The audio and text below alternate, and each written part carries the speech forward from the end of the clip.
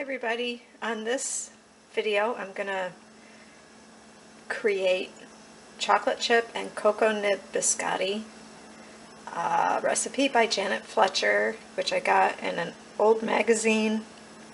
So I think it was called Met Home or something like that. Anyway, you start with 2 cups of all-purpose flour. Oops, what's this here? 2 teaspoons of anise seed, and 1½ teaspoons of baking powder, 1/4 teaspoon of salt, a stick of butter, 1 cup of sugar, 2 large eggs at room temperature. Oh, and the butter has to be at room temperature also.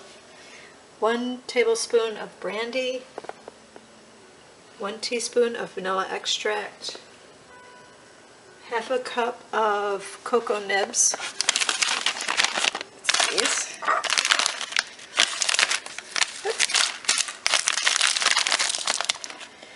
And 1/2 cup of bittersweet chocolate chips. And then, last but not least, about 1/2 cup of chopped pecans or walnuts. Okay, let's get started. The first thing I'm going to do is get some parchment paper and a cookie sheet, a flat cookie sheet. I guess anyone would work just as well. Put the parchment paper on the cookie sheet and preheat the oven to 325 Fahrenheit. This is 2 cups of the flour, the anise seeds, baking powder, and salt. I'm going to mix that up first.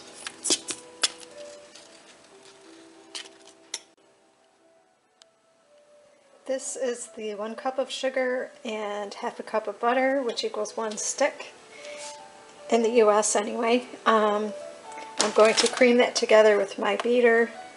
And just a little tip for the novice cooks out there, you always want to put the beater attachments on first before you plug it in. That way you don't accidentally take your fingers off in the process.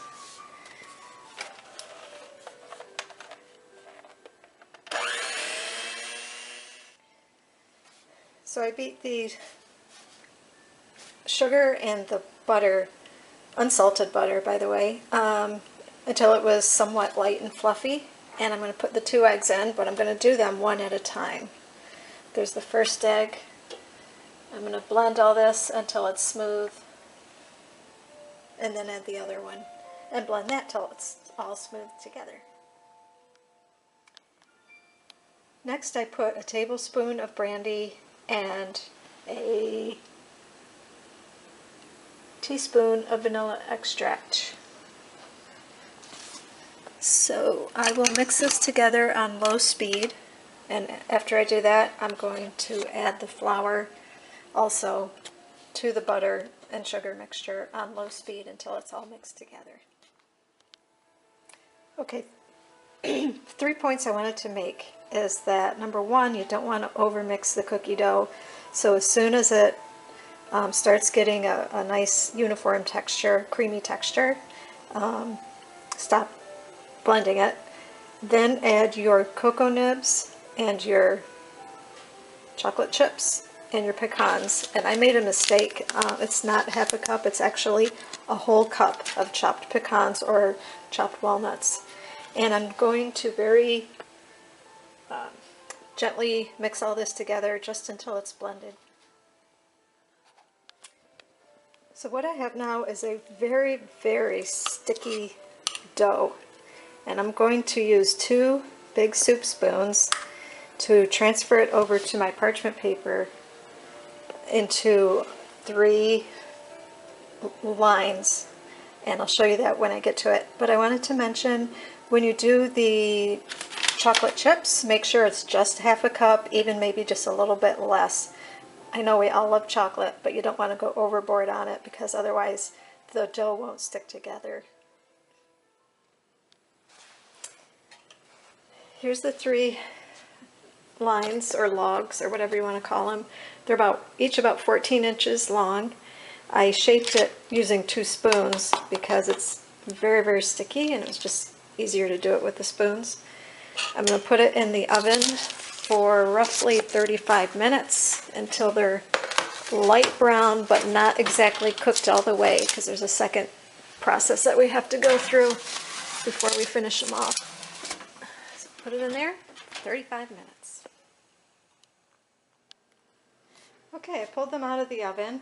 Let them sit for 5 minutes to cool off a little bit, and then transfer them to a cutting board. I'm used to working in cramped spaces, so I'm going to cut this one up, and then I'll replace that one with this one. So here on the cutting board, I take my knife, and on the diagonal, about a 1/2 inch in width, I just make a cut like this. Then after I do that, I have that classic biscotti shape. I put it back on the plate, but on the side, and I do like so with all of the lines,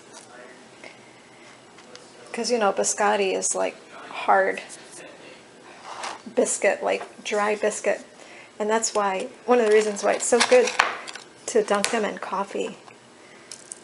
They're the perfect texture for that.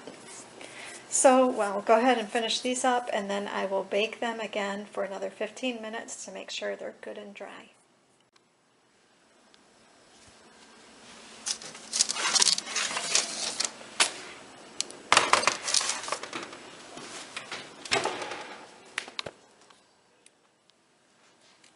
So here's the final product. They're cooked to perfection. A little bit overdone on some of the ends, but that's okay. When it comes to biscotti, you can't really overcook them too much, because they're supposed to be very hard and dry like a biscuit, but these have such a great flavor. They're so yummy. And oops! So after you cook them, set them over on a drying rack and let them dry out, let them cool off.